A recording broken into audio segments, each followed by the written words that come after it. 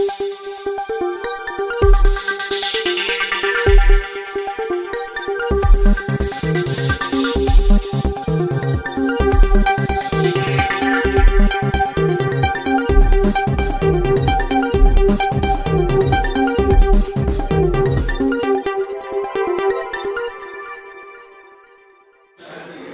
महान सदन के सामने उपस्थित हुआ हूं, वो बिल के चर्चा में डॉक्टर अभिषेक मनु सिंघवी से लेकर श्रीमान आठवले जी तक 34 सम्मानीय सदस्यों ने अपने अपने विचार रखे। इसके चर्चा के समय सभी ने अपनी अपनी समझ के हिसाब से पक्ष और विपक्ष दोनों में विचार रखे।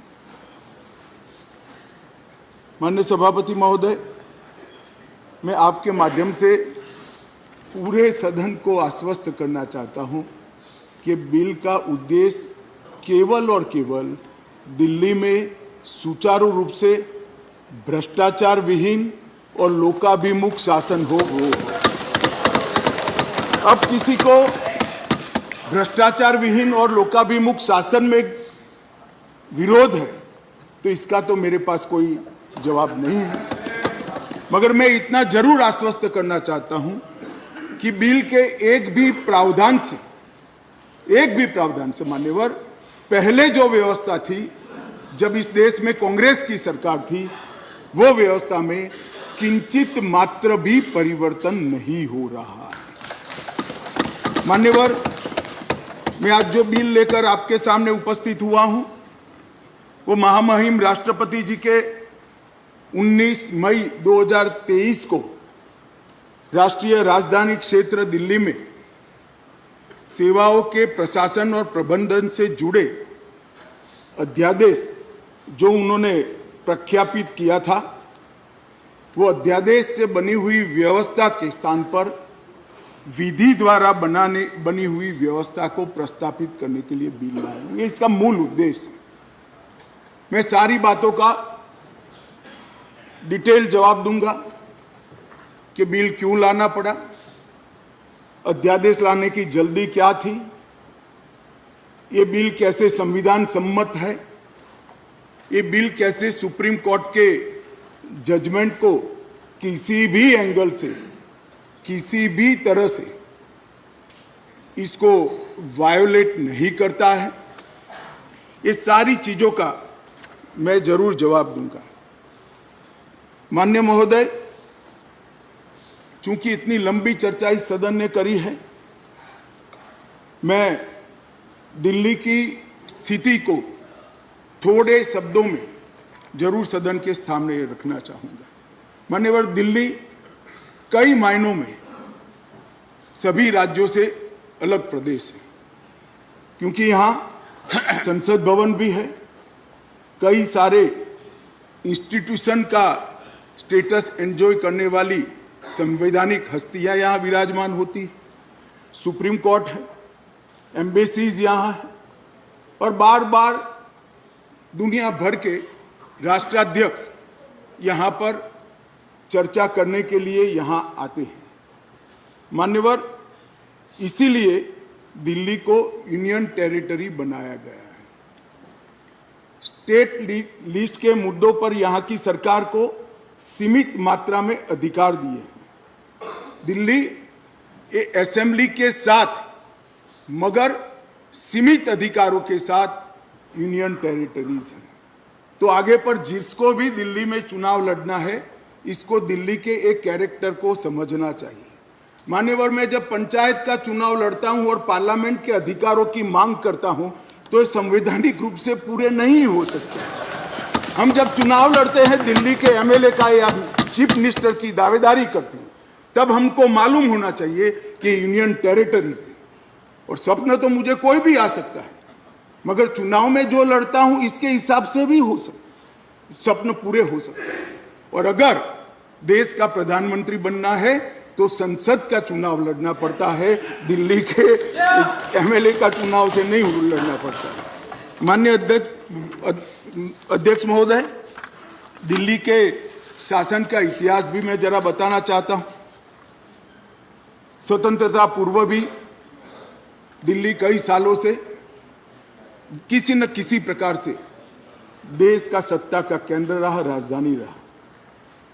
नजदीक के भूतकाल में चले जाइए तो 1911 में दिल्ली तहसील और महरौली थाना, ये दोनों को अलग कर राजधानी बनाया गया। बाद में वर्ष 1919 और 1935 के अधिनियमों में उस वक्त की ब्रिटिश सरकार ने दिल्ली को चीफ कमिश्नर प्रोविंस माना। स्वतंत्रता के समय के जब संविधान बनने की प्रक्रिया हुई, उस वक्त दिल्ली के स्टेटस के बारे में पट्टाभी सीतारामैया और बाबा साहेब आम्बेडकर की एक कमेटी बनी और ड्राफ्टिंग कमेटी ने दिल्ली की स्थिति को लेकर विस्तृत विचार विमर्श किया। माननीय सभापति महोदय, पट्टाभी सीतारामैया समिति ने दिल्ली को लगभग राज्य स्तर का दर्जा देने की सिफारिश की थी। उसी कमेटी के चर्चा के वक्त पंडित नेहरू, सरदार पटेल, सी राजगोपालाचारी, डॉक्टर राजेंद्र प्रसाद और स्वयं डॉक्टर अंबेडकर जैसे नेताओं ने इसका अलग अलग तर्क देकर विरोध किया था। मान्यवर, 1949 में संविधान के अंतिम मसौदे के साथ संविधान सभा के अध्यक्ष को भेजी गई डॉक्टर अंबेडकर की रिपोर्ट का मैं पेरा पढ़ना चाहता हूं। जहां तक दिल्ली का सवाल है, हमें ऐसा लगता है कि भारत के राजधानी के रूप में शायद ही किसी स्थानीय प्रशासन के अधीन दिल्ली को रखा जा सकता है। संयुक्त राज्य अमेरिका में संसद राजधानी के संबंध में पूर्ण विधायी शक्ति का अधिकार रखती है। ऑस्ट्रेलिया में भी ऐसा है। आगे अंबेडकर की रिपोर्ट कहती है, किसी विशेष क्षेत्र के मामले में क्या किया जाना है, ये राष्ट्रपति अपने आदेश द्वारा निर्धारित करेंगे। निसंदेह वह अन्य मामलों की तरह इसमें भी जिम्मेदार मंत्रियों की सलाह पर काम करेंगे। यदि वह चाहे तो दिल्ली में एक उपराज्यपाल रख सकते हैं। वह आदेश द्वारा एक स्थानीय विधायिका भी बन सकता है और इसके संगठन एवं शक्तियों का प्रावधान संसद कर सकती है। मान्यवर, श्रीमान मनोज जी ने कहा कि मैं कोटेशन को पढ़ाता हूं। मनोज जी, अगर इसी प्रकार के कोटेशन का इंटरप्रिटेशन आप जेएनयू में पढ़ाते होंगे तो विद्यार्थियों की बुरी गत होगी। कोटेशन का रेफरेंस, मान्यवर, कई मायनों में बदलता है, मगर भौगोलिक स्थिति और राजधानी का अस्तित्व ये तो आज भी वही है। ये जो रिपोर्ट है वो इसलिए दिल्ली को पूर्ण राज्य बनाने के साथ सहमत नहीं थी कि दिल्ली राजधानी क्षेत्र है। मनोज जी जरा समझा दे सदन को कि आज क्या दिल्ली राजधानी नहीं है? आज दिल्ली की राजधानी का महत्व समाप्त हो चुका है। कोटेशन कुछ ऐसे होते हैं मनोज जी, जो पृथ्वी के अंत तक सत्य सनातन होते हैं, बदलते नहीं। कुछ कोटेशन ऐसे भी होते हैं। मान्यवर, स्वतंत्रता के बाद पार्ट सी स्टेट एक्ट 1951 से दिल्ली को विधानसभा दी गई, किंतु विधानसभा की शक्तियां सीमित एवं संसद के कानून के तहत रखी गई। ये भी सोच समझ कर किया गया। वर्ष 1956 में राज्य पुनर्गठन आयोग की सिफारिशों के आधार पर दिल्ली में विधानसभा को भंग कर दिया गया और दिल्ली को संघ शासित प्रदेश बना दिया गया। लगभग 3 दशक तक मान्यवर व्यवस्था चलती रही। 87 में सरकार या कमेटी बनी, जो बाद में बालकृष्णन कमेटी में परिवर्तित हुई और उसमें 1991 में 69वां संवैधानिक संशोधन किया, जिसमें संविधान में धारा 239 ए डाली गई और दिल्ली को विशेष दर्जा दिया गया। मैं इस बात पर पूरे सदन का ध्यान आकृष्ट करना चाहता हूं कि दिल्ली के रेफरेंस में संविधान का जब भी जिक्र करते हैं दिल्ली के शासन को मिले हुए अधिकारों के लिए, तब संविधान में धारा 239A को पढ़ना होगा, क्योंकि ये विशेष धारा है जो यूटी राजधानी क्षेत्र को व्याख्यायित करती है और उसकी शासन संबंधी सभी व्यवस्थाओं को इसमें वर्णित किया गया है। अब इसमें आप यहाँ पर ऐसा भाषण करेंगे कि आज दिल्ली की बारी है, कल उड़ीसा की है, आज दिल्ली की बारी है, कल आंध्र प्रदेश की है, आज दिल्ली की बारी है, कल फलाने राज्य की है। कोई संसद सदस्य ऐसी बातें सुन के अपना मत नहीं बदलेगा। राघव जी, आप जरा भी चिंता मत करिए। ऐसा नहीं है कि सिर्फ आप पढ़ सकते हैं, सभी लोग पढ़ सकते हैं, सभी लोग समझते हैं और सभी लोग चीज़ों को जानते भी हैं। सभी लोग जानते हैं कि इस प्रकार के बदलाव किसी राज्य में नहीं हो सकते, यूटी में ही हो सकते। मगर प्रॉब्लम इसमें राज्य और यूटी का नहीं है। हम है यूटी में, चुनाव यूटी के लड़े हैं और राज्य की पावर एंजॉय करनी है, इसका प्रॉब्लम है। मान्यवर, प्रॉब्लम का कोई जवाब भारत सरकार के पास नहीं है, दिल्ली की जनता के पास भी नहीं है, ये सदन के पास भी नहीं है। अपनी मानसिकता को ही बदलना पड़ेगा, सीमित करना पड़ेगा, संयत करना पड़ेगा, तब जाकर मान्यवर इसका रास्ता निकलेगा। मान्यवर, क्या हुआ बाद में? 91 से 2015 तक ऊपर नीचे कई बार एक दल की सरकार आई, कई बार विपक्ष की सरकार आई। मैं बहुत जिम्मेदारी के साथ यहां बताना चाहता हूं कि इस बिल से जो ट्रांसफर पोस्टिंग के सेवाओं के काम के लिए जो अधिकार का वर्णन किया गया है, ये सारे अधिकार प्रैक्टिस में यहीं पर वो ही चलते थे। 91 से लेकर 2015 तक मदनलाल खुराना जी मुख्यमंत्री रहे, फिर साहिब सिंह वर्मा बने, फिर थोड़े समय के लिए स्वर्गीय सुषमा स्वराज जी बनी, फिर थोड़े शीला दीक्षित जी बनी, मगर किसी से केंद्र सरकार से झगड़ा नहीं हुआ, किसी को नहीं हुआ, क्योंकि सब लोग विकास करना चाहते थे, सब पावर लेना नहीं चाहते थे। मान्यवर, उस वक्त कई बार कांग्रेस की सरकार थी और हमारी सरकार ऊपर रही, कई बार हमारी सरकार नीचे थी, ऊपर कांग्रेस की सरकार रही। ट्रांसफर पोस्टिंग के लिए कभी झगड़ा नहीं हुआ।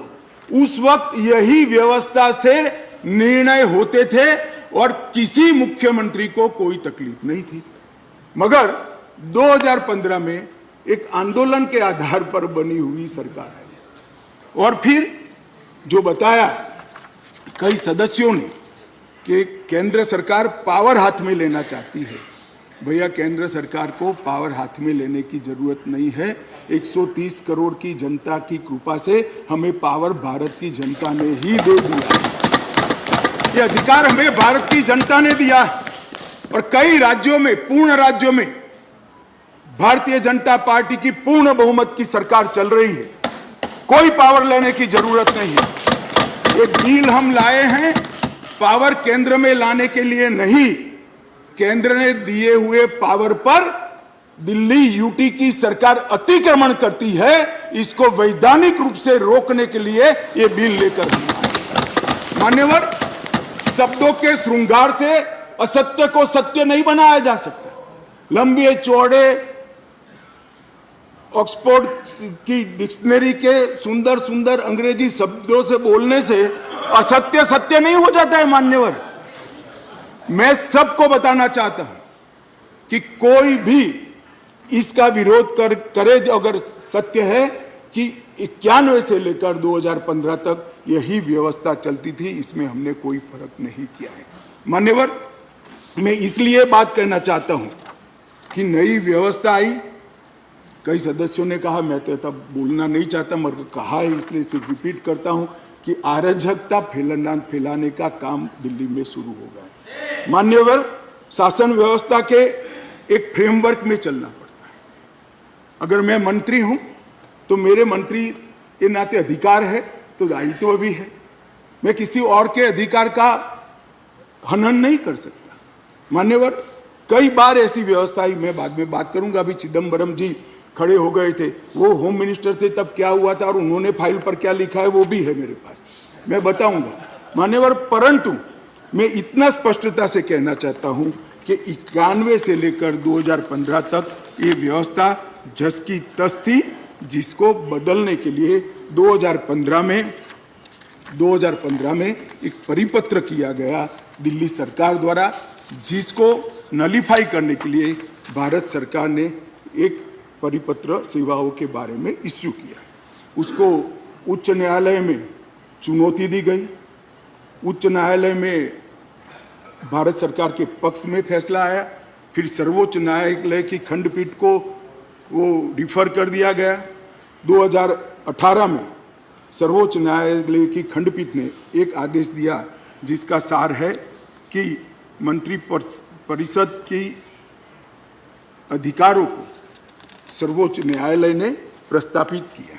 मान्यवर, फिर वो डिवीजन बेंच के अंदर 2 जज की बेंच के अंदर गया, वहाँ सहमति नहीं बनी और फिर से खंडपीठ को रिफर कर दिया गया और 11 मई को सर्वोच्च न्यायालय की खंडपीठ ने सेवाओं के मामले में अपना निर्णय दिया। ये जो निर्णय है मान्यवर, इसमें सर्वोच्च न्यायालय ने ये विषय तय किया है भारतीय संघ को केवल 3 विषयों पर पॉलिसी और पुलिस, पब्लिक ऑर्डर और लैंड, ये 3 विषय पर ही कार्यकारी अधिकार प्राप्त है। सेवाओं का अधिकार दिल्ली सरकार के पास रहता है। परंतु उसी जजमेंट में ये कहा गया, हालांकि 239A को कोट कर कि संसद को दिल्ली राजधानी क्षेत्र के सभी विषयों पर और किसी भी क्षेत्र पर कानून बनाने का अधिकार है। मान्यवर, अब जो लॉयर होते हैं वो बातों को बहुत खूबसूरत तरीके से रखने में माहिर होते हैं। एक ही अधिवक्ता एक बार एक धारा को डिफेंड करता है तो वही अधिवक्ता दूसरी बार वही धारा का विरोध करता है। मगर हमको तो ऐसी महारत हासिल नहीं, हम तो सार्वजनिक जीवन के छोटे कार्यकर्ता है, तो जो सच होते हैं वो बोलते हैं। मैंने अभिषेक मनु सिंघवी जी को ध्यान से सुना। मान्यवर, उन्होंने कहा, उन्होंने क्या करा उनको पूरा मालूम है, मैं मानता हूं मालूम होगा, बड़े विद्वान वकील है। उन्होंने अनुच्छेद 339A7A को पढ़ा, जिसमें लिखा है 239AA7A के तहत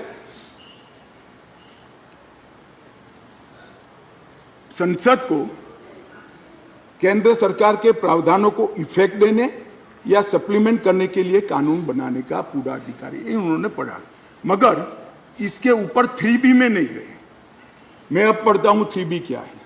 पहले मैं 239A में दिल्ली के विषय में विशेष प्रावधान किए गए हैं। इसके तहत दिल्ली विधानसभा सहित संघ शासित प्रदेश है, विधानसभा सहित संघ शासित प्रदेश।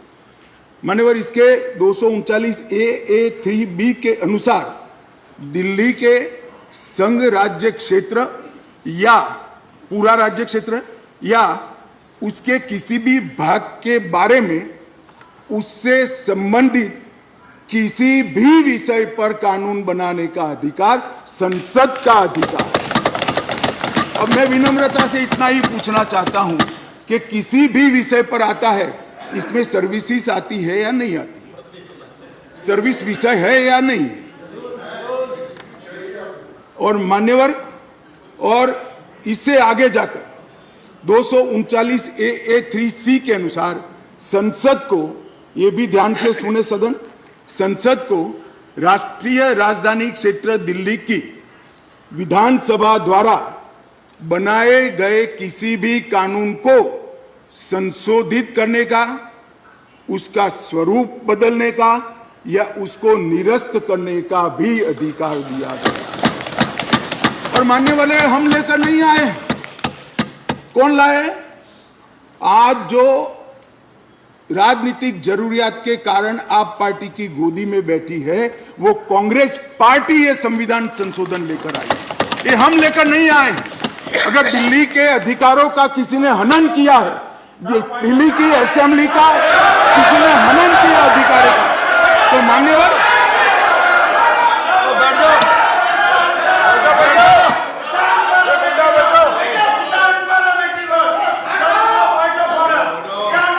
आपको मिर्ची लगी होगी, बैठ जाओ। आपको तकलीफ हुई है, अरे गोदी में बैठने में तकलीफ हुई है।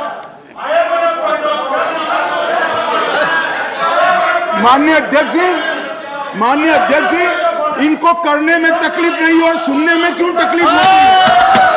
करते हैं तो सुनना पड़ेगा। गोदी में बैठ गए। मैं फिर से रिपीट करना चाहता हूं, केवल और केवल राजनीतिक स्वार्थ के कारण आप पार्टी का एपीचमेंट करने के लिए ये अपने ही लाए हुए कानून का ये विरोध कर रहे हैं।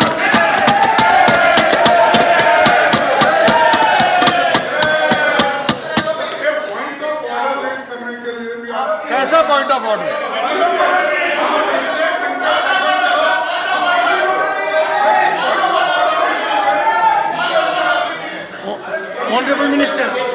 Honorable Minister.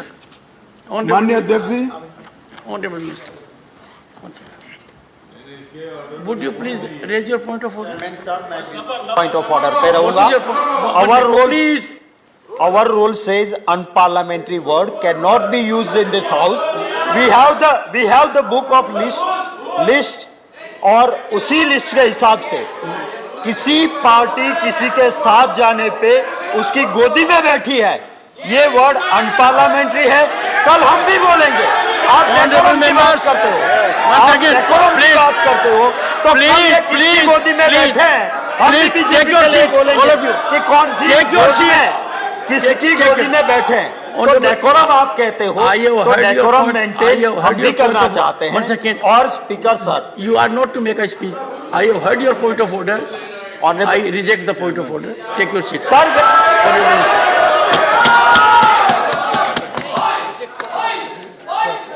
Honorable Minister. माननीय अध्यक्ष जी, यहां पर बहुत सारे सदस्यों ने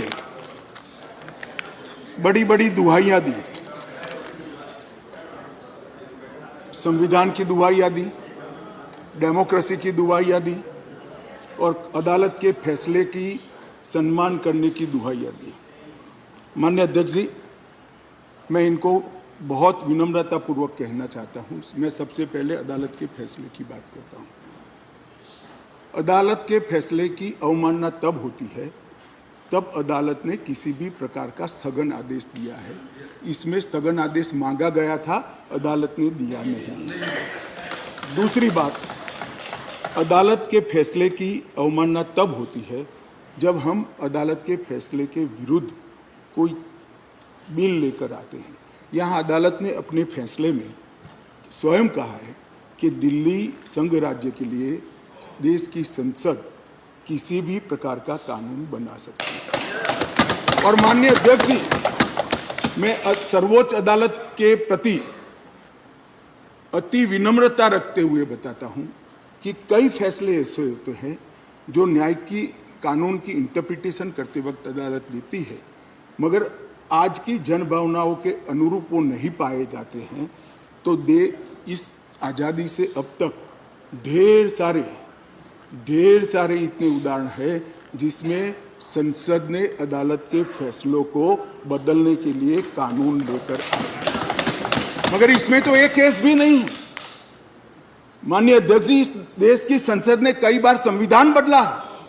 अदालत के फैसले की बात छोड़िए, अदालत के फैसले को न्यूट्रलाइज करने के लिए कई संविधान के पैराग्राफ जोड़े गए हैं माननीय अध्यक्ष। और ये संसदीय परंपरा है जिसको अदालतों ने भी स्वीकार किया है। और पहला संविधान संशोधन तो तब हुआ जब पार्लियामेंट भी नहीं बनी थी मान्यवर। कॉन्स्टिट्यूएंट असेंबली ने पहला संविधान संशोधन पारित किया था, तब से संविधान बदलने की प्रक्रिया चली है। और मैं आपको बताता हूं भाई, हम संविधान में बदलाव इमरजेंसी डालने के लिए नहीं लाए हैं। हम संविधान में बदलाव उस वक्त की तत्कालीन राष्ट्रपति की सदस्यता जो चली गई थी इसको पुनर्जीवित करने के लिए नहीं लाए हैं और इमरजेंसी डालकर लाखों डेमोक्रेटिक कार्यकर्ताओं को जेल में अरे खड़गे जी सुनिए, मैं धैर्यपूर्वक सुना हूं। कांग्रेस को लोकतंत्र पर बोलने का कोई अधिकार नहीं है। आप क्या बात करते हो लोकतंत्र की?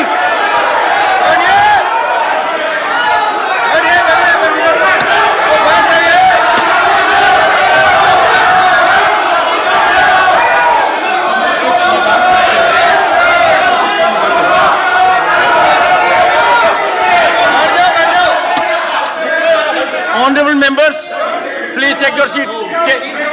Take your seat. Nothing will go on record. Take your seat. Take your seat. One second, please. Honorable members, the Honorable Home Minister was throughout present by and large, and he heard everyone very patiently. And everyone in the House, now he has a right and duty as Home Minister to address the House. He is something wrong? Honorable Home Minister, nothing will go regard. Please. मान्यवर, मैं थोड़ी जल्दबाजी में प्रधानमंत्री की जगह राष्ट्रपति बोल गया, इसलिए मैं थोड़ा फिर से रिपीट करना चाहता हूं। इस देश के पूर्व प्रधानमंत्री की सदस्यता बचाने के लिए हम ये बिल नहीं लेकर आए। ये बिल संविधान की भावनाओं को संभालने के लिए हम लेकर आए। और मान्यवर, इमरजेंसी डाली गई, हम तो बहुत छोटे थे उस वक्त। ये बिल पर ही है, ये बिल पर ही है। भैया डिस्कस, मान्यवर ऐसा है कि जब ये लोग बिल पर चर्चा कर रहे थे, मुझे डेमोक्रेसी समझा रहे थे, तो मैं उनको डेमोक्रेसी समझा रहा हूं कि डेमोक्रेसी क्या है। इमरजेंसी के अंदर मान्यवर 3 लाख से ज्यादा राजनीतिक दलों के बड़े बड़े नेताओं को जेल में डाल दिए गए, जेल में डाल दिए। माननीय अध्यक्ष जी, सारे अखबारों पर सेंसरशिप डाल दी गई। माननीय अध्यक्ष जी, इंडियन एक्सप्रेस ने अपने संपादकीय को खाली रखना पड़ा। माननीय अध्यक्ष जी, ये लोग डेमोक्रेसी की बात कर रहे हैं, ये लोग डेमोक्रेसी की बात कर रहे हैं। माननीय अध्यक्ष जी, और जब माननीय अध्यक्ष जी इन्होंने पूछा कि भाई अध्यादेश आप लाए थे, तो एक बहुत सुंदर क्रोनोलॉजी देश के मतदाताओं को गुमराह करने के लिए थी। माननीय अध्यक्ष जी, इसका जवाब मुझे देना ही पड़ेगा, फिर से उनकी भावनाएं उद्वेलित होगी मगर मुझे देना पड़ेगा। माननीय अध्यक्ष जी, उन्होंने कहा 11 मई को फैसला है और 17 मई को ऑर्डिनेंस लाया गया और 19 मई को एससी को सुप्रीम कोर्ट को छुट्टी पर जाना था, तब ऑर्डिनेंस को घोषित किया गया। माननीय अध्यक्ष जी, मैं इसका तो पूरा क्यों करना पड़ा इसका मुझे जस्टिफिकेशन देना चाहिए, क्योंकि विरोध भी 2 दर्ज हुए इसी विषय पर। परंतु मैं उनको ये कहना चाहता हूं, और ये एक मुद्दे कौन खड़े कर रहे हैं जिनका पूरा जीवन सुप्रीम कोर्ट में वकीलात करते करते गया। उनको ये भी मालूम नहीं है कि वैकेशन बेंच होती है, वैकेशन बेंच होती है, और वैकेशन के अंदर भी अगर उचित लगे तो मुख्य न्यायाधीश महोदय खंडपीठ भी बना सकते हैं, संवैधानिक खंडपीठ भी बना सकते हैं और स्थगन आदेश दे सकते हैं। वैकेशन के बाद क्या हुआ, ऑर्डिनेंस आ गया, वैकेशन के बाद चैलेंज किया, चैलेंज कर स्थगन आदेश मांगा, सुप्रीम कोर्ट ने नहीं दिया, आज भी नहीं है। मैं तो बिल लेकर आया हूं। अब ये क्रोनोलॉजी का क्या मतलब है बताइए। मगर यहां चर्चा कर एक भ्रांति खड़ी करना कि हमारे अधिकारों को लेने के लिए लालायित थे।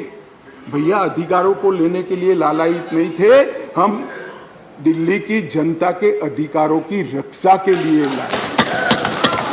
इसलिए मान्यवर, ये जल्दी करनी पड़ती। मान्यवर, मैं आगे बताता हूं कि जल्दी क्यों करनी पड़ी।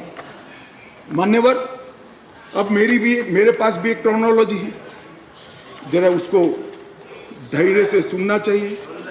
मान्यवर, 11/5/23 को ये अध्यादेश आया और ये फैसला आया। फैसला लगभग 3-4 बजे के आसपास घोषित हुआ। उसके बाद में 5:30 बजे फैसला क्या था मान्यवर?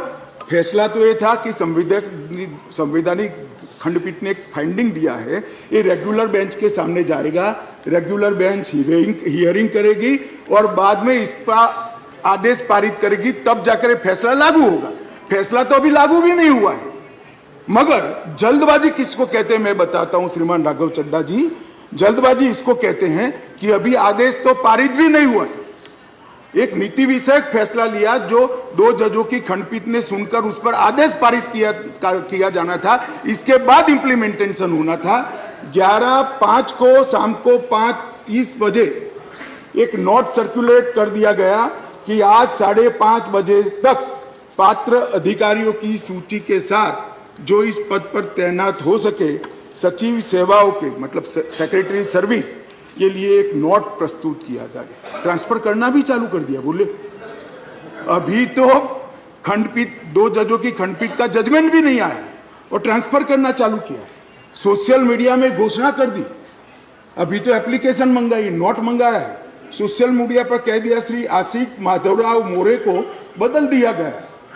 कैसे बदलोगे भाई, कैसे बदलोगे मान्यवर? और इसके आगे मैं जाना चाहता हूं। इसके बाद सतर्कता विभाग विजिलेंस के मिनिस्टर ने सभी सहायक निर्देशकों को आदेश दे दिया कि विशेष सचिव सतर्कता को रिपोर्ट न करिए, उनको डायरेक्ट रिपोर्ट करिए। अब जो एडमिनिस्ट्रेशन मुझे समझाते थे, मैं उनको समझाना चाहता हूं, डायरेक्ट जॉइंट डायरेक्टर लेवल का ऑफिसर सीधा मंत्री को रिपोर्ट करे, ऐसा कैसे हो सकता है भाई? कैसे हो सकता है? ये एडमिनिस्ट्रेशन है क्या? किसके साथ में खड़े रहे हो? जवाब देना पड़ा दिल्ली की जनता को भाई। मान्यवर, इसके बाद सतर्कता विभाग के मंत्री जी ने आदेश दे दिया 13 तारीख को कि मैन्युअल के पैरा 2.22 के उल्लंघन किया, जिसमें विजिलेंस सेटअप के कार्यबल सीवीओ के परामर्श से संगठन के प्रमुख संगठन में प्रभावी सतर्कता प्रबंधन के लिए कार्यबल तैनात करने के निर्देश बनाने के लिए सूचना कर दी। अब मुझे ये समझ नहीं आता है, अभी तो संवैधानिक खंडपीठ ने खंडपीठ को आदेश भेजा है, इंटरप्रिटेशन भेजा है, इस पर खंडपीठ ने 2 जजों की खंडपीठ ने सुनवाई करनी है और फिर जजमेंट देना है। यहाँ पूरा इम्प्लीमेंटेशन कर दिया। मगर विश्व में कोई भी विज्ञान का नियम है, कोई भी चीज अकारण नहीं होती। ये विजिलेंस विभाग को ही क्यों टारगेट बनाया गया? ट्रांसपोर्ट को नहीं बनाया गया, सफाई को नहीं बनाया गया, जल बोर्ड को नहीं बनाया गया, जल विभाग को नहीं बनाया गया, मान्यवर रोड एंड बिल्डिंग को नहीं बनाया गया, सोशल वेलफेयर को नहीं बनाया। ये सारे शासन के साथ जुड़े हुए भी नहीं है क्या? ये किसी में जल्दी नहीं हुई, सिर्फ विजिलेंस में हुई। अब मैं इस कारण बताना चाहता हूं कि सदन में विजिलेंस में क्यों जल्दी हुई। मान्यवर, इसके अंदर आबकारी घोटाले की, शराब घोटाले की फाइल विजिलेंस में पड़ी थी। इसलिए मान्यवर आधी रात को विजिलेंस डिपार्टमेंट खोलकर फाइलों की हेराफेरी करने की फरियाद दिल्ली पुलिस को मिली है। मान्यवर केशव राव जी कहते थे हम तो ना इनके साथ है ना उनके साथ है, ना आपसे जुड़ाव है ना उनसे जुड़ा है। बीआरएस वालों का भी इस शराब घोटाले के साथ आप पार्टी के साथ जुड़ाव है, इसीलिए आप वहां बैठे हो। मान्यवर, एक फाइल थी आबकारी घोटाले वाली, दूसरी फाइल थी एक यहाँ पर शीश महल बना है मान्यवर, बहुत बड़ा शीश महल। हमने When we speak, you stop us. Sheesh Mahal is allowed to नहीं, एक मिनट मान्यवर, शीश महल में असंसदीय क्या है? अभी मैं आगे तो बोला ही नहीं। objection, you are raising objection. क्या है? पागल हो गया है। No, you just want to hold the floor. 258. Sorry, please. 258. Sorry. Let us not make issue of non-issues. Take your seat. 258. Take your seat. 258. Take your seat. 250. Sit down. You want Take me your to sit? seat. Okay, I'll sit. Take your seat. Take your seat, please. Take your seat. Take your seat. Honorable Minister. मान्यवर, मैं कहता हूं शीश महल में क्या असंसदीय है, चर्चा करें जरा खड़े होकर। वैसे ही व्यवधान करने के लिए खड़े हो जाते हैं, जरा समझाइए।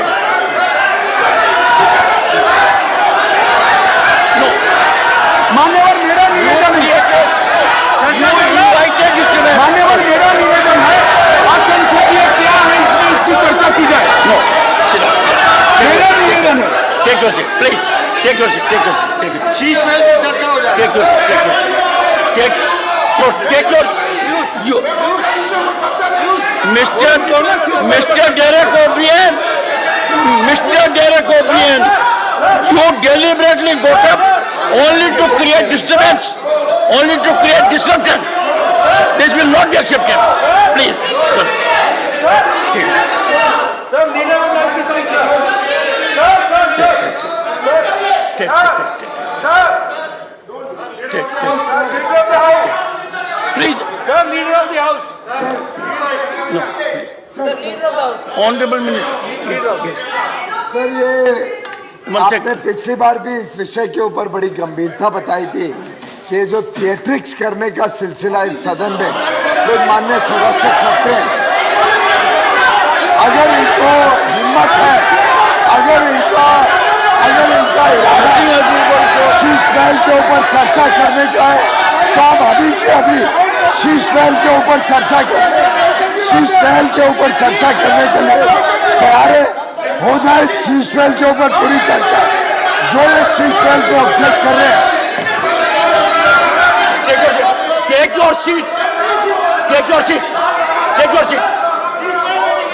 Take your seat. Please. Take your seat. Oh, one second. Sorry, sir. 1 second. Sorry. Please. Honorable members, I was hearing the Honorable Home Minister with total focus. And there was nothing in the discourse of the Honorable Home Minister which could have invited the kind of disruption in which Mr. Derek O'Brien. I urge the House, I urge the Honorable members, we have been decorous during the whole day. Don't act on a plan. Let us believe in decorum. Honorable Home Minister.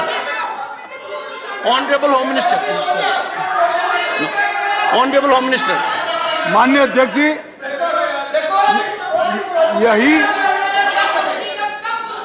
Honorable जिसको Home Minister. निशाना बनाया गया, वही vigilance की office में मुख्यमंत्री के नए बंगले पर खर्च हुए अवैध खर्चे के लिए और आवंटित की गई राशि से 6 गुना ज्यादा खर्चे के लिए जांच की फाइल भी उसी के अंदर थी। माननीय अध्यक्ष जी, माननीय सुप्रीम कोर्ट ने एक ऑर्डर दिया था कि अपनी पार्टी के, सरकार के नहीं, अपनी पार्टी के प्रचार के लिए दिल्ली सरकार का जो खर्च हुआ है, वो खर्च दिल्ली सरकार से नहीं, आप पार्टी से वसूल कर दिल्ली सरकार के खजाने में डाला जाए 90 करोड़ रुपए।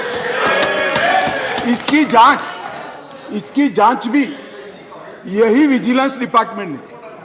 मान्यवर, इन्होंने दिल्ली सरकार के पास लॉ एंड ऑर्डर नहीं है, इसका मतलब पुलिस नहीं है, इसलिए वहां इंटेलिजेंस डिपार्टमेंट नहीं हो सकता है, मगर उन्होंने एक फीडबैक यूनिट बनाया और फीडबैक यूनिट से राजनीतिक जानकारियां इकट्ठा करना शुरू करी। मान्यवर, इसके खिलाफ भी एक जांच चली और ये जांच की फाइल भी विजिलेंस डिपार्टमेंट ने दी।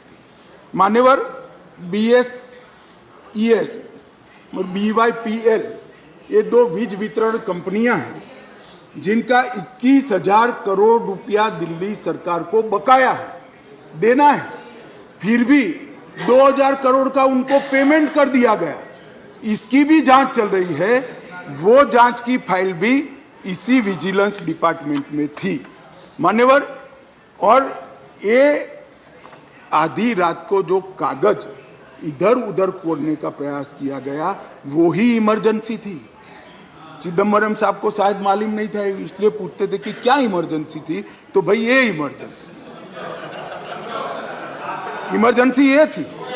और मान्यवर अगर ये न करते तो सारे घोटालों की फाइलों को गुम करने का एक नया घोटाला रजिस्टर करना पड़ा और इसलिए इमीडिएटली ऑर्डिनेंस लाना पड़ा जो संविधान सम्मत है।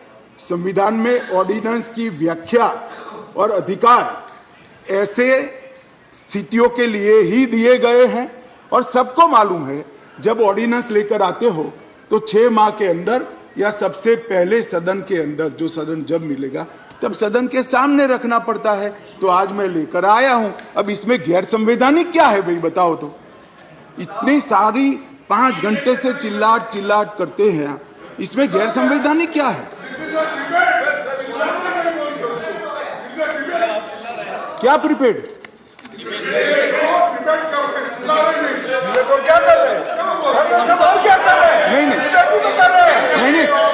नहीं, एक सेकंड मान्यवर खड़गे साहब की बात सही है, चिल्लाना शब्द निकाल दीजिए। बार बार रिपीटेशन के साथ इसको आप दोहरा रहे हो, इसलिए मैं बता रहा हूं बस। खड़गे साहब की बात सही है सर। मान्यवर अब ये विधानसभा के अधिकारों की बात करते हैं।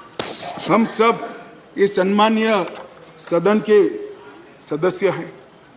सदन जब राष्ट्रपति महोदया आहूत करती है, बाद में इसका सत्रावसान होता है। ये संविधान की एक बनाई हुई सदन को चलाने की कार्यरीति है। इस पूरे देश में एक ही असेंबली है जिसका सत्रावसान ही नहीं हुआ ना, सत्रावसान होता ही नहीं। स्पीकर साहब सदन को मुलतवी करते और फिर जब बुलाना है, राजनीतिक भाषण करना है, तब सदन को बुलाकर 3 घंटे चलाकर फिर से बंद कर देते। दिल्ली असेंबली ऐसी है जिसका आज तक सत्रावसान ही नहीं हुआ है मान्यवर। आप मुझे बताइए ऐसे चल सकता है?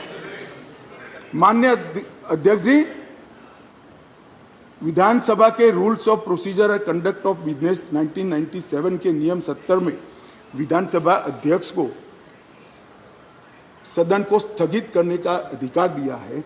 ये अधिकार इस तरह से देश के किसी भी असेंबली के स्पीकर ने नहीं उपयोग किया है।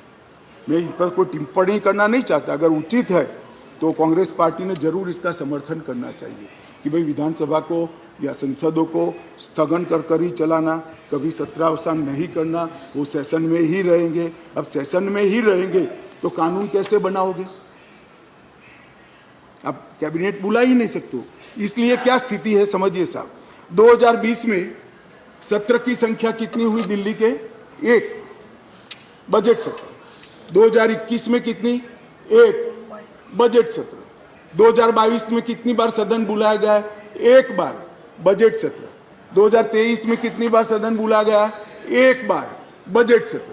उसके अलावा असेंबली की जरूरत ही नहीं है।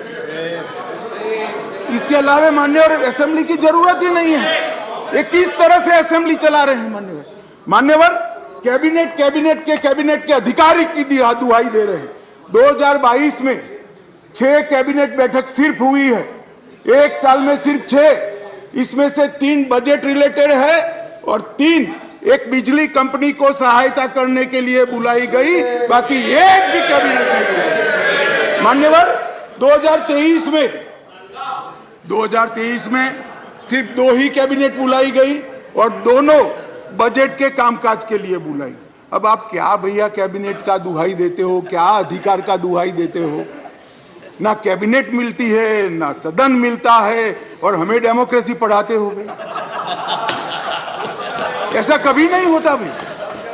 ये जो कहते हैं ना कि क्या विशेष हुआ था, इसलिए मैं समझाता हूं मान्यवर क्या विशेष। मान्यवर IRTS, AIIMS, Delhi metro, IIT Delhi, UR, जैसे ढेर सारे योजनाओं का क्लियरेंस न मिलने के कारण ये इंस्टीट्यूशन और ये डेवलपमेंटल काम दिल्ली की जनता को नहीं मिल पा रहे हैं, वो राजनीतिक रूप से रोक कर बैठे हैं। 5G टेक्नोलॉजी लाने का रास्ता मोदी जी सुगम करना चाहते थे। हमारे अश्विनी भाई बार बार पत्र लिखते हैं, 2016 से झगड़ा चल रहा है मगर इस पर कार्यवाही नहीं करी और ट्रांसफर पोस्टिंग के लिए इनको सुप्रीम कोर्ट में जाने का समय है, मगर 5G टेक्नोलॉजी को इंस्टॉल करने के लिए जो सहायता चाहिए भारत सरकार को, वो करने का समय नहीं है। माननीय अध्यक्ष जी, मैं इसलिए कहता हूं कि कुछ परिस्थितियां ऐसी होती है जिसको अलग दृष्टिकोण से देखना पड़ता है। दिल्ली के अंदर 91 से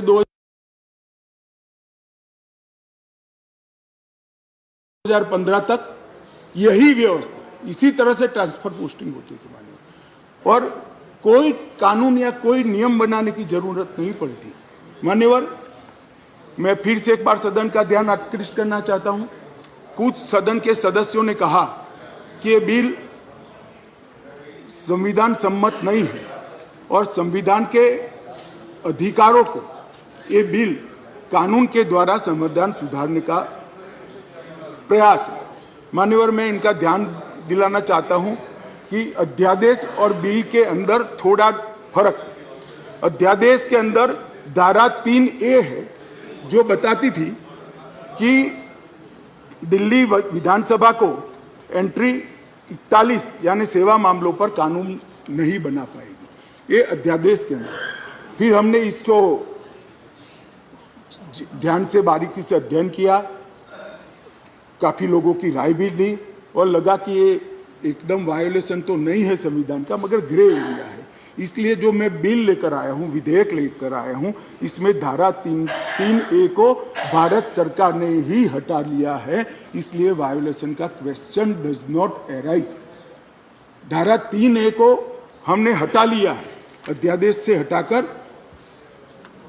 बिल में धारा 3A को नहीं डाला गया है। अब दिल्ली की विधानसभा को भी सेवा में कानून बनाने का अधिकार है, आप बना सकते हो, मगर केंद्र का कानून अभी जो बना है इससे कॉन्ट्राडिक्टरी कानून नहीं बना सकते हो, इतना ही है। माननीय अध्यक्ष जी, एक मैंने कह दिया, अगर 239 AAB, एक बहुत बड़ी चर्चा चली कि मंत्रियों के अधिकार अफसरों को दे दिए गए। कैबिनेट के अंदर अफसर कैबिनेट नोट भेजेंगे। तो माननीय अध्यक्ष जी, मैं तो 2 सरकारों में रहा हूँ, गुजरात सरकार में रहा हूँ और अभी मोदी जी के नेतृत्व में भारत सरकार में काम होता। कभी मैंने as a minister cabinet note sign नहीं किया है, फाइल साइन की है, मगर कैबिनेट नोट तो सेक्रेटरी ही भेजते हैं। शायद आप लोगों के राज्य में मंत्री की सिग्नेचर से जाती है तो मुझे मालूम नहीं है। अगर कोई ऐसा दूसरा राज्य है तो भी बताना चाहिए सदन को। माननीय अध्यक्ष जी, मैं खंडवार जवाब देना नहीं चाहता, इतना ही कहना चाहता हूं कि 45A 45(1) को जो उद्धृत कर सब लोग बोल रहे थे, इसमें मैं इतना ही कहना चाहता हूं कि इसमें दिए गए सारे प्रावधान ट्रांजैक्शन ऑफ बिजनेस रूल 1993 में पहले से मौजूद है, 93 से है जो कांग्रेस पार्टी लेकर आई है। हम कुछ नया नहीं लाए, मगर वो रूल्स को मानते नहीं थे, इसलिए रूल्स को एक्ट का हिस्सा बनाया गया है। 93 से रूल्स के हिसाब से दिल्ली चलती है, फुल स्टॉप कॉमा का फर्क नहीं है साहब इसमें। ट्रांजैक्शन ऑफ बिजनेस रूल 1993 जो है, जो कांग्रेस पार्टी ने बनाए थे, उसको ही हम एक्ट में आमेज किए हैं और इसलिए करने पड़े हैं कि एक ऐसी सरकार चुनकर आई जो रूल्स को मानती नहीं है, इसलिए एक्ट में डालना पड़ा। मान्यवर, ये सारे अधिकार जो है, अधिकारों का बंटवारा है, कार्य विभाजन है और कार्य पद्धति है, ये सारी की सारी कांग्रेस पार्टी ने बनाई है। अगर कांग्रेस पार्टी में अंतरात्मा है तो इस बिल का समर्थन करना चाहिए। मैं तो आपकी चीज को लेकर खड़ा हूं, मगर ये नहीं करेंगे, मुझे मालूम है मान्यवर, क्योंकि उनको गठबंधन बचाना है, मान्यवर।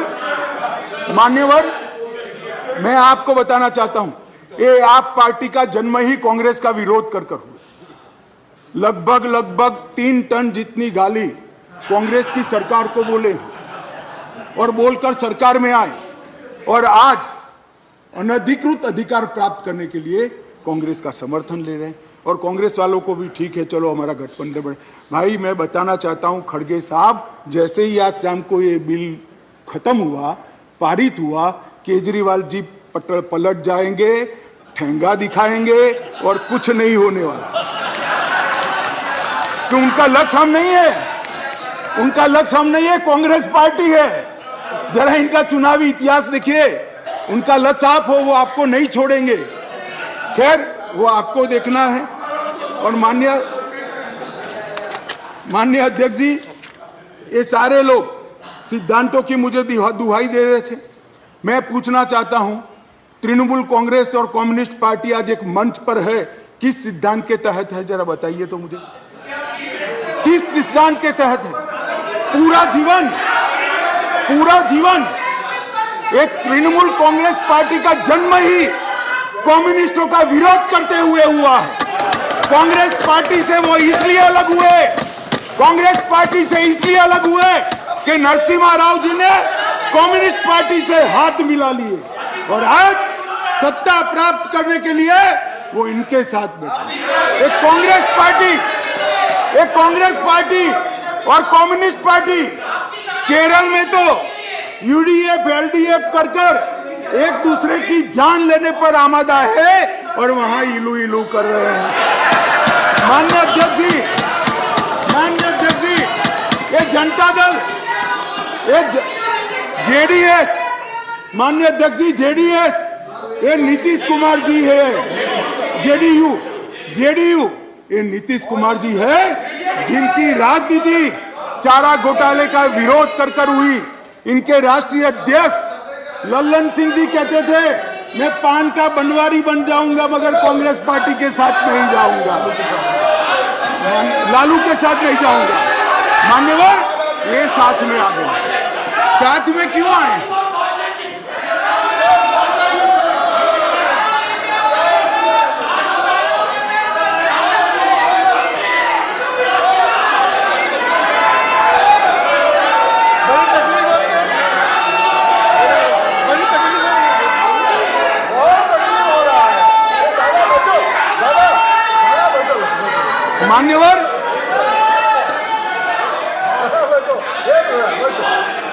मान्यवर, ये साथ में क्यों आए हैं?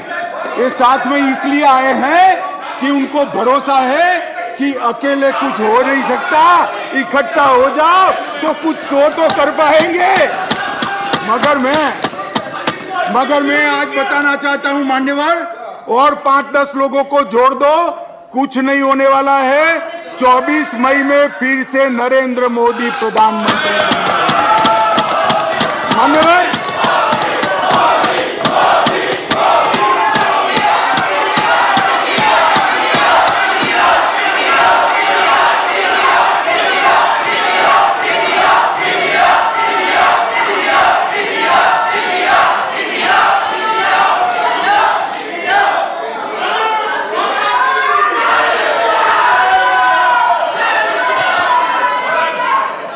मान्यवर, श्री संजय राउत ने कहा, मान्यवर श्री संजय राउत ने कहा,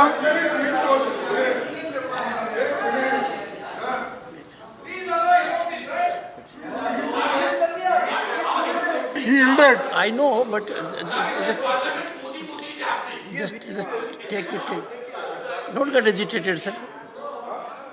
We will have a good transactional business. Yes, leader of the opposition. Your point of order, sir. देखिए, जरा मुझे 2 मिनट चांस दीजिए बस। देखिए, शाह साहब उन्होंने ऑर्डिनेंस पे बोल रहे हैं, ठीक है, लेकिन ऑर्डिनेंस को छोड़ के वो हमारे इमरजेंसी से लेकर और अब तक जो आगे 2024 में अरे बैठो भाई चुप। सब आधे कांग्रेस के हैं इसमें, आधे कांग्रेस में है। देखिए आप भी सब आप भी थे। तो सर मेरा एक ही निवेदन है कि शाह साहब अच्छे भाषा में बोलते हैं, हिंदी में अच्छा, जैसा अंग्रेजी में हार्वर्ड को उन्होंने बोले कि अच्छे शब्दों में ऐसा वैसा ही वो भी हिंदी में बहुत अच्छे तरीके से व्याकरणबद्ध हिंदी बोल रहे हैं, ठीक है। लेकिन क्या बोल रहे हैं कि 2024 के इलेक्शन को वो संदेश दे रहे हैं यहाँ से कि हम जीतेंगे। माननीय खड़गे जी, और एक सेकंड और अपोजिशन का पूरा माननीय खड़गे जी, अपोजिशन के टीका टिप्पणी कर रहे हैं। आप अपने विषय पे बोलिए। माननीय खड़गे जी, आप डिबेट में करीब पूरे समय रहे हैं। पर डिबेट में आप करीब पूरे समय रहे हैं, पर कुछ समय आप नहीं थे। मैं आपको कह सकता हूं कि आप रिकॉर्ड को देखिए, सभी सदस्यगण ने अपने भाषणों के अंदर जो आयाम अपनाया है उसका रिस्पॉन्स है। ये नहीं, ये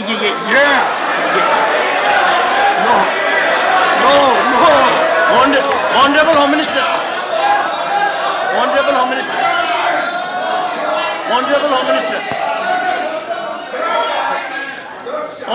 मिनिस्टर, खड़गे साहब मैं ध्यान रखता हूं,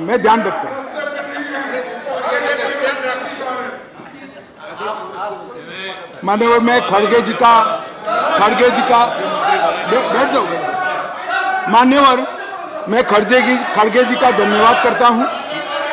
इन्होंने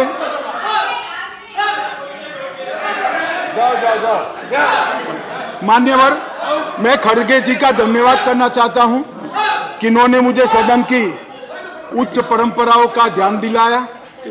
मैंने सदन की परंपराओं का ध्यान रखते हुए सटल वे में मेरी बात कही थी, परंतु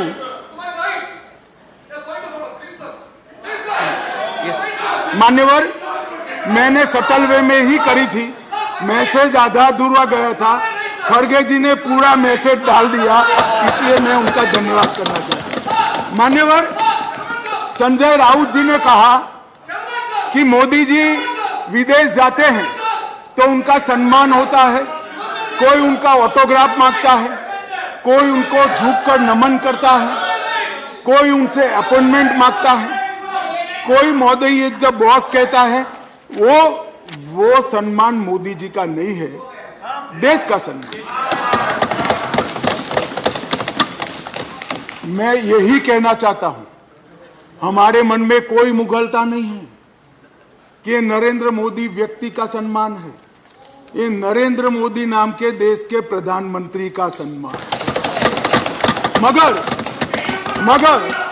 मगर इतने सारे देश के राष्ट्रपति, प्रधानमंत्री, राष्ट्राध्यक्ष भारत के प्रधानमंत्री को सम्मान देते हैं, इससे देखकर आप भी जरा देना चालू करो तो थोड़ा अच्छा दिखेगा। मान्यवर कम्युनिस्ट पार्टी के 2 सदस्यों ने मेरी पार्टी का उल्लेख देकर कहा कि मेरी पार्टी का आजादी के आंदोलन में कोई इतिहास नहीं है, हिस्सा नहीं।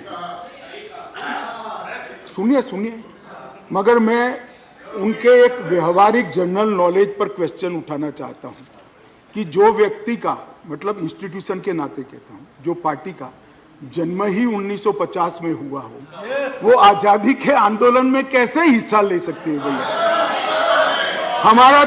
हमारी पार्टी का जन्म ही 1950 में हुआ, हम कैसे आजादी का आंदोलन लड़ेंगे? मान्यवर मगर कई ऐसे हमारे फाउंडर मेंबर थे, श्यामा प्रसाद मुखर्जी से लेकर कई सारे। आज बंगाल अगर भारत में है तो श्यामा प्रसाद मुखर्जी के कारण है, और अगर आज कश्मीर भारत में है तो श्यामा प्रसाद मुखर्जी के कारण। और मान्यवर ये कह रहे थे ये नागपुर से इशारा आता है, नागपुर से। ठीक है भाई, चलो 1 सेकंड के लिए मेरी बात मान लो, नागपुर से इशारा आता है, आपकी बात को मैं मान लेता हूं, मगर नागपुर तो भारत का हिस्सा है, रसिया या चीन नहीं है। आपकी पार्टी तो रशिया और चीन से इशारा लेती थी। मान्यवर, ये मुझे क्या कह रहे हैं? कम्युनिस्ट पार्टी बात कर रही है देशभक्ति की, कम्युनिस्ट पार्टी देशभक्ति की बात कर रही है। मान्यवर, इनको ये ठीक नहीं लगता। मान्यवर चिदंबरम साहब ने कहा कि दिल्ली के लिए भी बीजेपी का अधिकार नहीं, दिल्ली में बीजेपी की दोनों बार सरकार नहीं हुई। तो भाई अगर यही सिद्धांत है तो आपको तो बोलने का ही अधिकार नहीं है। आपके तो ना संसद सदस्य है ना धारासभा में कोई सदस्य है। हमारे कम से कम 7 संसद सदस्य भारतीय जनता पार्टी के, और यही थियरी को माने तो विपक्ष के नेता ने ढेर सारे राज्यों के लिए वो बोल ही नहीं पाए। यूपी के लिए नहीं बोल पाएंगे, बिहार के लिए नहीं बोल पाएंगे, बंगाल के लिए नहीं बोल पाएंगे, ओडिशा में नहीं बोल पाएंगे, नॉर्थ ईस्ट में। ये सदन का हर सदस्य देश के झर्रे झर्रे के लिए चप्पे बोल सकते। किस तरह से देश के गृह मंत्री को रिस्ट्रिक्ट करना चाहते हैं? मान्यवर, मैं सदन का सदस्य हूं तो भी देश के किसी भी हिस्से के लिए चिंता करने का मेरा अधिकार है और संविधान दत्त अधिकार। मान्यवर, किस प्रकार की बात इतने सीनियर व्यक्ति करते हैं? मान्यवर,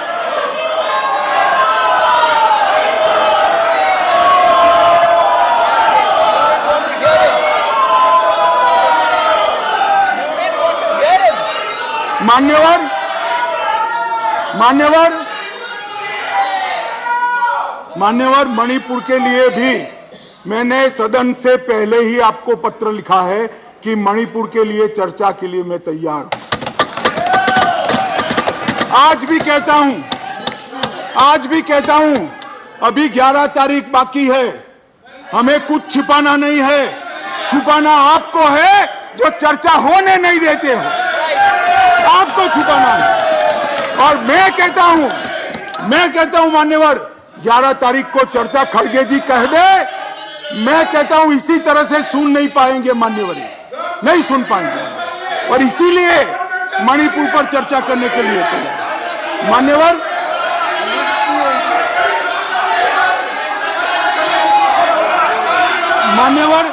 उनको मालूम है कि बिजनेस एडवाइजरी कमेटी समय तय करती है। मैं अभी देश की जनता के सामने कहता हूं, 11 तारीख को, एक सेकंड, सुन लिया, बैठिए। मान्यवर, मैं सदन के सामने स्पष्टता करना चाहता हूं। ये चर्चा वो 267 के तहत चाहते हैं। एक सेकंड, बैठ जाओ। 267 के तहत चाहते हैं, जिसमें मतदान का प्रावधान है। मान्यवर, ये प्रावधान क्यों बना है? जब कोई सरकार बजट के तुरंत बाद अल्पमत में आ जाए और कोई बिल ही न लाए, तो राज्यसभा में अविश्वास की दरखास्त का कोई प्रोविजन नहीं है, तो राज्यसभा में वोटिंग के साथ चर्चा हो, इसलिए रूल्स लाया गया है। यहां तो हम हर रोज बिल लेकर आते हैं, भाई गिरा दो बिल, बहुमत है, ये बिल गिरा दो, लो ये बिल ही गिरा दो, ये बिल गिरा दो। मान्यवर, मुझे बताइए, देश की जनता देख रही है, क्या हासिल है वोटिंग से? क्या हासिल है? सवाल आप मणिपुर की स्थिति, मणिपुर की चिंता और सरकार ने उठाए गए कदम पर चर्चा करने चाहते हैं, या वोटिंग से शो ऑफ स्ट्रेंथ करना चाहते हैं? और वोटिंग से शो ऑफ स्ट्रेंथ करनी है तो भी हम डरते नहीं है, इसी बिल में कर लीजिए, अभी दूध का दूध और पानी का पानी। मान्यवर, 11 तारीख को चर्चा के लिए खड़गे साहब हाँ बोल दे, मैं सदन में चर्चा के लिए तैयार हूं। मान्यवर,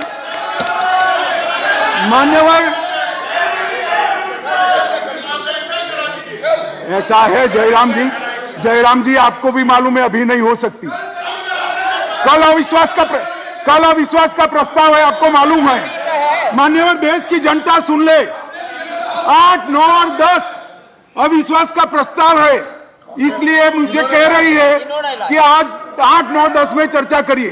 कांग्रेस पार्टी ही लाई है। और मैंने सदन के पहले दिन से आपको पत्र लिखा है मान्यवर कि सदन में कितनी भी लंबी चर्चा के लिए मैं तैयार हूं। मैं हर बात का जवाब दूंगा और ये मेरा संवैधानिक दायित्व है। मगर जब लोकसभा में अविश्वास प्रस्ताव पर चर्चा होती हो तब ये चाहते हैं मैं यहां बैठूं। मान्यवर, इनको अविश्वास प्रस्ताव वही लेकर आए हैं मगर इसकी संवैधानिक महत्व का मालूम नहीं है। अविश्वास का प्रस्ताव होता है, मैं वो सदन का सदस्य हूं, मुझे वहां रहना पड़ता है मान्यवर। और 11 तारीख में क्या बुराई है? क्या बुराई है 11 तारीख में? क्या बुराई है मान्यवर?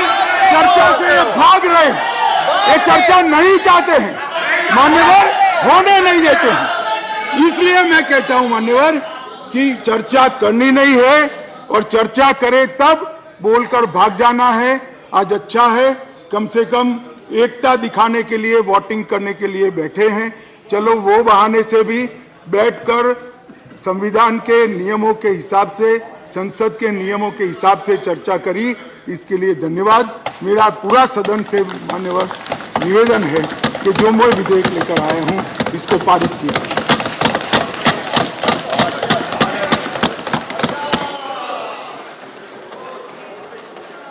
I shall first put the statutory resolution moved by Sri A.D. Singh to vote. Please. Honorable members, please.